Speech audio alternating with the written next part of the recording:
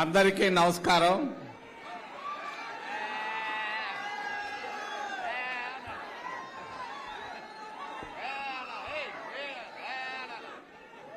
ఇట్లా అరిసి ఏం ప్రయోజనంలే. కాస్త ప్రశాంతంగా కూర్చొని వింటే అన్ని సంగతులు తెలుస్తాయి. ప్రశాంతంగా ఉండండి. రాజకీయాల్లోకి వచ్చే ముందు రాజశేఖర్ రెడ్డి గారిని గురించి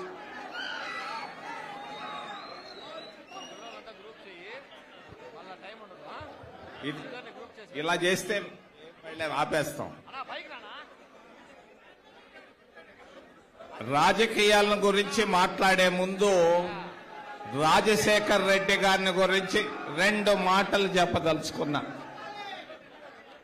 రాజశేఖర్ రెడ్డి గారు నాకు 1972 ఏప్రిల్ నుంచి నాకు తెలుసు.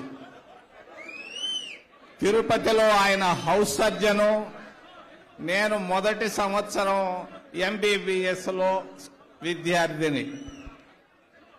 ఆయన రూము నా రూము ఎదురెదురుగా ఉండేది. పొద్దున్నే లేచి పళ్ళు దోముకునేవాళ్ళం, ఒకరినొకరు చూసుకుంటా, అద్దంలో పళ్ళు చూసుకుంటా.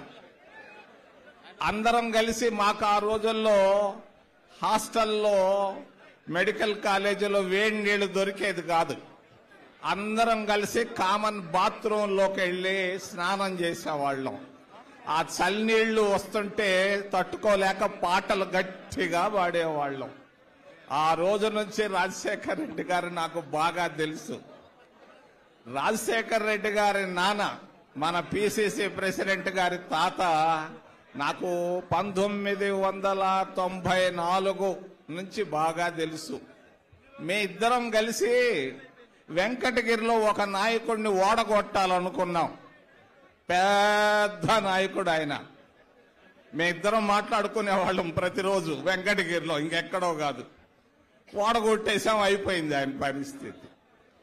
రాజకీయాలకు వస్తే నిన్న భీమిల్లో మా మిత్రుడు కుమారుడు మాట్లాడాడు. ఆయన పేరు చెప్పదలుచుకోలేదు. ఆయన అంటాడు,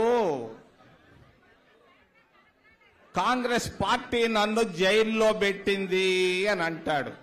అది పాపం కాదు, తప్పు. అది కాంగ్రెస్ ఆయన పెట్టలేదు. నాకు బాగా తెలుసు. సోనియా గాంధీ నా మిత్రుడు కుమారుడిని చాలా ప్రేమించేది.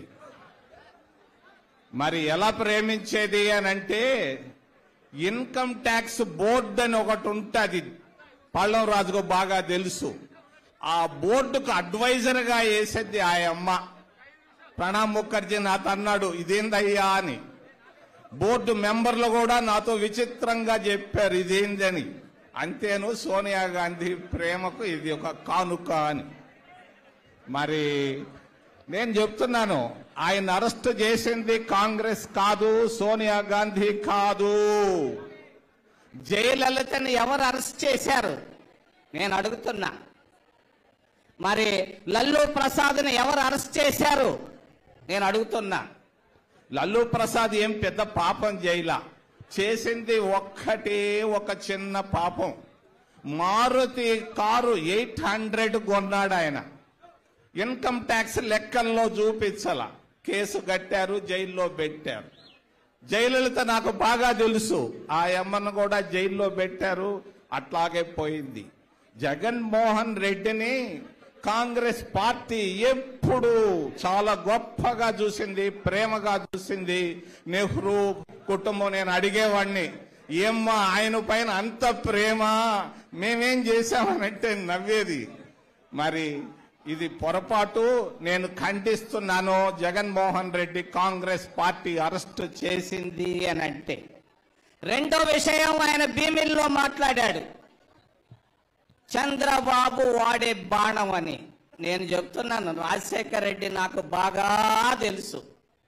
మరి ఆయన కుమార్తెకు ఉన్నటువంటి సమయస్ఫూర్తి రాజశేఖర్ రెడ్డి కూడా లేదు. చాలా సమయస్ఫూర్తి. అంతా ఇంత సమయస్ఫూర్తి కాదు, సరైనటువంటి నిర్ణయం తీసుకున్నది. ఆయన ఎవరో పంపించలేదు, దేవుడే తీసుకొని వచ్చాడు కాంగ్రెస్ పార్టీలోకి, ఎవరు కాదు. నేను గత 2 సంవత్సరాలుగా చూస్తూ వస్తున్నాను షర్మిలమ్మ గారిని, వాళ్ళ పరిస్థితులను. విజయవాడ ఎయిర్పోర్టుకు చేరితే ఎయిర్పోర్ట్ డైరెక్టర్కు ఫోన్ చేసి అడిగాను, మరి షర్మిలమ్మ గారు ఎక్కడున్నారు అంటే విఐపి లాంజ్లో ఉన్నారు. మరి విమానం ఎక్కిందా లేదా అనేది మినిట్ టు మినిట్ నేను కనుక్కునేవాడిని. ఎందుకనంటే అన్నకు పోయి కార్డు ఇచ్చి వచ్చింది, ఏ క్షణంలోనైనా మార్పు వస్తుందేమో అని నేను మినిట్ టు మినిట్ మరి లక్ష్మీరెడ్డి గారిని నేను అడుగుతూ వచ్చాను, ఎయిర్పోర్ట్ డైరెక్టర్ ఎక్కారు సార్ అని. అబ్బా అని అనుకున్నాను. ఇది దేవుడు నిర్ణయం, ఎవరి నిర్ణయం కాదు. ఇది దేశ రాజకీయాలకి, రాష్ట్ర రాజకీయాలకి ఇది ఒక మలుపు అని తెలియజేస్తూ జగన్ నేను ఒక్క మాట చెప్పదలుచుకున్నాను. మొన్న అమ్మగారు షర్మిలమ్మ గారు ఇచ్చాపురం పోతే నేను విశాఖపట్నంలో ఉన్నా. విశాఖపట్నంలో 3 గంటలు కూర్చున్నా కోడి కత్తి సీను గురించి. నేను అడిగాను, మరి ఆయన అంటాడు కాంగ్రెస్ పార్టీ మోసం చేసింది రాష్ట్రానికని.